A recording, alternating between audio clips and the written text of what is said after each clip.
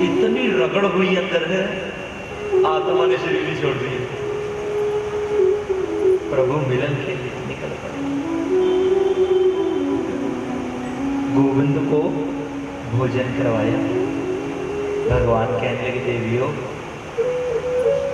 तुम लोगों को वरदान देता हूं, जितनी भक्ति तुम लोगों के मन में होगी ना, पुरुषों के मन में नहीं होगी उतनी। आज कहने लगे, प्रभु जाओ उन ब्राह्मणों के यज्ञ को पूर्ण करवाओ। पत्नी के बिना यज्ञ संपूर्ण नहीं होता। बिना राधा के मोहन अधूरा है। जैसे उन दोनों से पूर्ति होती है ना, वैसे ही यज्ञ में पति और पत्नी दोनों ही जरूरी है। ब्राह्मणियां कहने लगी, महाराज जी वापस जाएंगी ना? तो उन्होंने कहा कि घर में ना घुसना। भगवान कहने लगे, वो ब्राह्मण वो तो आगे पीछे घूमेंगे। तुम लोग मेरी भक्ति करती हो ना, जिस पत्नी ने पति को अपने आगे पीछे घुमाना हो तो ठाकुर जी के भक्त बन जाए। सच्ची कहता हूं। हरिप्रेमी सज्जनों, क्योंकि चक्रधारी हैं, ये चक्रों में डालते हैं। अगर किसी पत्नी ने पति को चक्रों में डालना हो तो चक्रधारी की भक्त बन जाए, वो बेचारा अपने आप घूमने लग जाएगा। तो आज जब वो ब्राह्मणियां वापिस आई ना, उन ब्राह्मणों का मन पश्चाताप कर रहा था। इस बात से खुश थे कि चले हम नहीं गए, हमारी पत्नियां अर्धांगिनियां ये तो जाए ही भगवान की सेवा में, तो खुद नहीं गए थे। इस तरह भगवान जी ने उन यज्ञ पत्नियों के ऊपर कृपा की। बोलिए वृंदावन बिहारी लाल की। तो एक दिन नंद बाबा सामान इकट्ठा कर रहे थे जी, तैयारी कर रहे हैं सामान इकट्ठा करके यज्ञ करने की। भगवान आए, बाबा बाबा क्या कर रहे हो? नंद कहने लगे कि नहीं यार, हम लोग इंद्र की प्रसन्नता के लिए यज्ञ करेंगे। अगर इंद्र खुश हो गया ना, बारिश होगी, इसलिए यज्ञ कर रहे हैं। भगवान कहने लगे, बाबा ये क्या कह रहे हो? इंद्र खुश है जो बारिश होगी, अन्न मिलेगा? नहीं बाबा, भगवान ने क्या कहा? कहने लगे, अपने मुख से सुनिए क्या कहा गोविंद ने। ये कर्मणा जायते जंतु कर्मणैव वरीयते सुखं दुःखं भयं क्षेमम् आत्मनैवाभिपद्यते।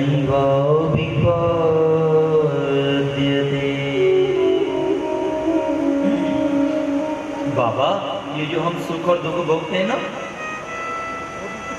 अपने कर्मों से हैं, अपने कर्मों से।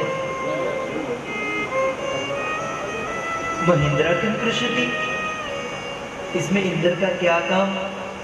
ये तो अपने कर्मों से है। यज्ञ तो करो बाबा, पर इंद्र का नाम लेके यज्ञ ना करो। नंद बाबा कहने लगे, कन्हैया तू ही बता यज्ञ कैसे करें? भगवान कहने लगे, अच्छा बाबा ये बताओ कि हम लोगों का घर कैसे चलता है? दूध बेच के। दूध कहाँ से आता है? गौ माता से। गौ घास कहाँ चरती है? गोवर्धन जी पे। भगवान कहने लगे, फिर बाबा हम लोगों के अन्नदाता तो गिरिराज जी हो गए। हरिप्रेम सज्जनों, भगवान बातें करने में बड़े दक्ष थे, बड़ी मीठी बातें करते थे, जैसे हमारे शशि भूषण जी करते हैं। कथा से पहले ये भी बड़ी मीठी मीठी प्यारी प्यारी बातें अपने मुखारविंद से निकालते हैं जी। हरिप्रेम सज्जनों, ये गुण भी गोविंद किसी किसी को देता है कि जिसके मुख से हर एक बात अच्छी लगती है।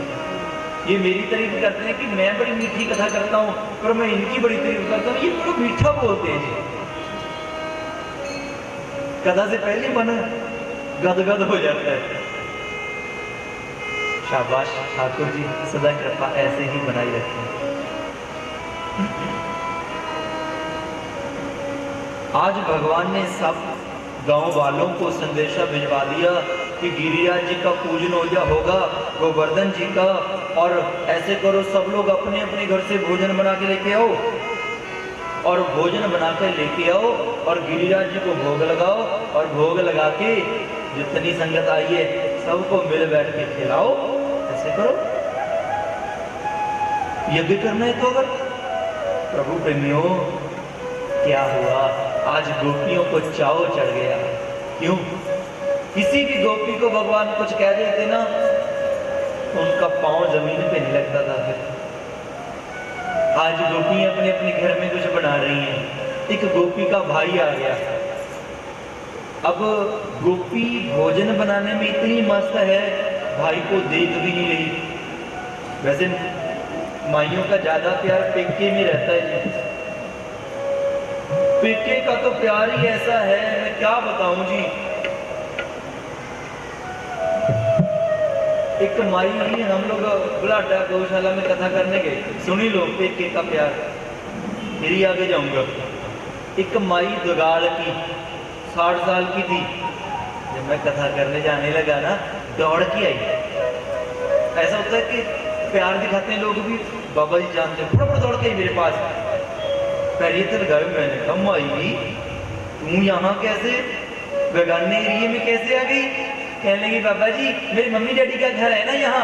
60 साल वाली माई मम्मी डैडी का घर बता रही है मुझे। मैंने पूछा मम्मी डैडी हैं? तो मम्मी डैडी नहीं है बाबा जी, क्या हुआ? भाई और उनके बच्चे तो रहते हैं। उस दिन मैंने पक्की गांठ बांध ली, क्या कि माई चाहे 70 साल की हो जाए, पेके का प्यार कभी नहीं भूलता।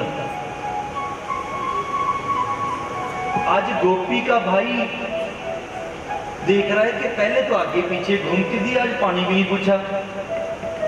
और वो गोपी क्या कहने लगी अपने भाई को कि वीर, मैं तो गोवर्धन पे जा रही हूँ। ब्रज में जी भाई को वीर बोलते हैं, वीर, पंजाबी में वीरा बोलते हैं जी, कोई शब्द है।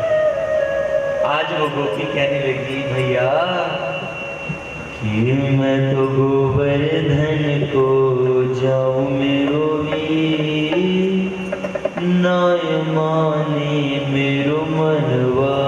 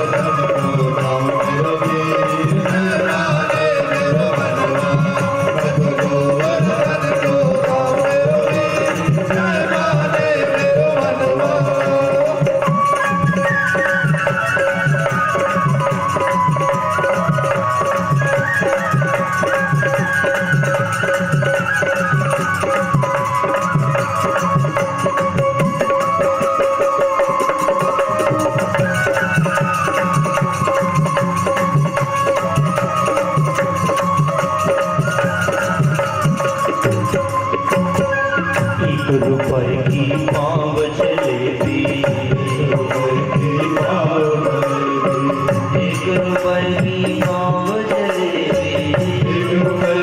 पाव जलेबी, मैं तो बैठ सड़क पर खाऊं मेरो वीर, खाए मार दे मेरो मनवा।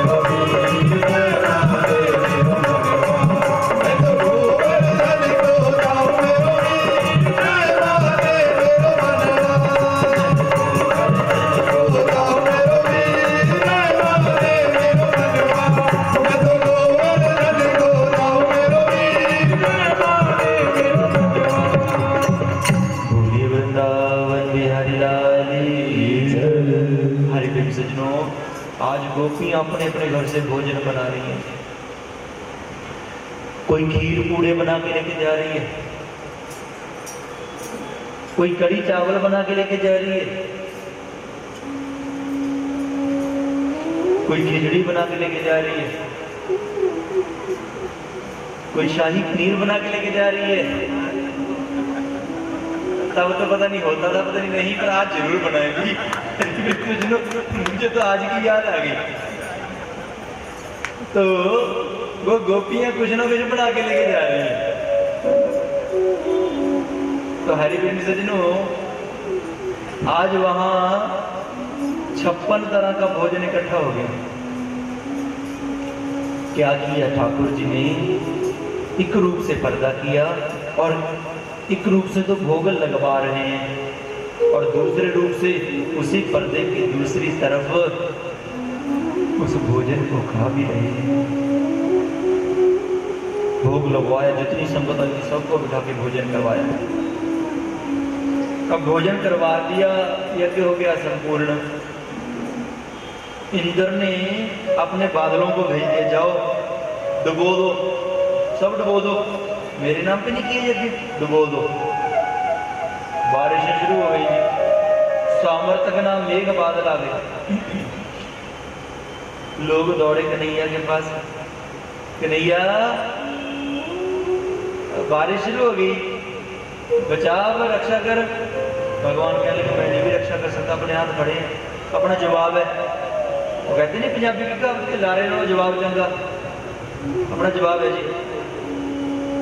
क्यों? भगवान कहने लगे खीर पूड़े मुझे खिलाए थे, जिसको खीर पूड़े कल खिलाए थे उसके पास चलो। आ गए लोग लेके गिरिराज जी के पास, हाथ जोड़ रहे हैं, महाराज जी आपको ना जी कल खीर पूड़े खिलाए थे। वो इंद्र गुस्से हो गया, रक्षा करो, मेरी उंगली पे उड़ जाओ। करने वाले तो खुद ही हैं, लीला दिखा रहे हैं। पीछा त्राक में बाल कहा, आज झटके से गिरिराज जी को गोविंद ने अपनी उंगली के ऊपर धारण कर लिया। बोली गिरधारी भगवान की। जितने लोग थे अपना अपना सामान लेके आ गए। किसी ने बांस अटका दिए, किसी ने कंधे लगा लिए, किसी ने हाथों से पकड़ लिया। सोच रहे थे कहीं गिर ना जाए इसके हाथ से। हरे सज्जनों, सब अपनी अपनी जोर आजमाइश कर रहे हैं। अब 3 के दिन ही हुए थे उठाए उठाए। मैया यशोदा देख रही है मेरा बेटा छोटा सा है। 7 ही साल के थे भगवान। 7 कोस के पर्वत को कितने दिन उठाया? 7 दिन। 7 साल के भगवान, 7 कोस का पर्वत, 7 दिन। आज हरिप्रेम सज्जनों, माँ कहने लगी दूसरे ग्वाल वालों से कि तुम लोग भी लग जाओ ना, तुम लोग पकड़ लो, मेरे बेटे ने तो खाया ना पिया 3 दिन से कुछ। बाकी के ग्वाल वाल पता क्या कहने लगे? मैया तुझे क्या लगता है तेरे इस बेटे की इस उंगली पे टिका है पर्वत? हमने पकड़ा हुआ है, ये कंधे लगाए हैं, हजारों लोगों ने बांस लगा रखे हैं, तेरे बेटे की उंगली में नहीं है। कन्हैया तू छोड़ दे। भगवान कहने के भाई साहब रहने दो। ना ना तू छोड़। फिर कहता हूं भाई साहब रहने दो, तू छोड़ दे। नहीं मानते कि ना। चल अच्छा ऐसा बताओ, एकदम से ही छोड़ दूं या धीरे धीरे? कहने लगे चल ऐसा कर देना, धीरे धीरे छोड़ के दिखा। आज डरते भी थे, मन में डर भी थे देखो, और निडर भी होके दिखा रहे। आज जैसे ही भगवान ने थोड़ी सी उंगली हिलाई, सारी पर्वत हिल गया, बांस टूट गए। हाथ जोड़ लिया, भाई कन्हैया थोड़ा सा और उंगली को हिला देता, अपनी कंधे टूट जाते। तू ही पकड़ के रखे, तेरी बस की बात। 7 दिन तक भगवान ने गिरिराज जी को धारण करके रखा। इंद्र आया डर का मारा भगवान के चरणों में, गौ माता को आगे करके लेके आया। गौ माता के दर्शन करके भगवान का क्रोध शांत हो गया, चरणों में गिर गया, प्रभु मुझे माफ कर दो, मुझे क्षमा कर दो, गलती हो। वो तो बड़े दयालु हैं, बहुत दयालु है ठाकुर। उनसे बड़ा दयालु मेरे ख्याल से नहीं हो सकता कोई। आज इंद्र ने हाथ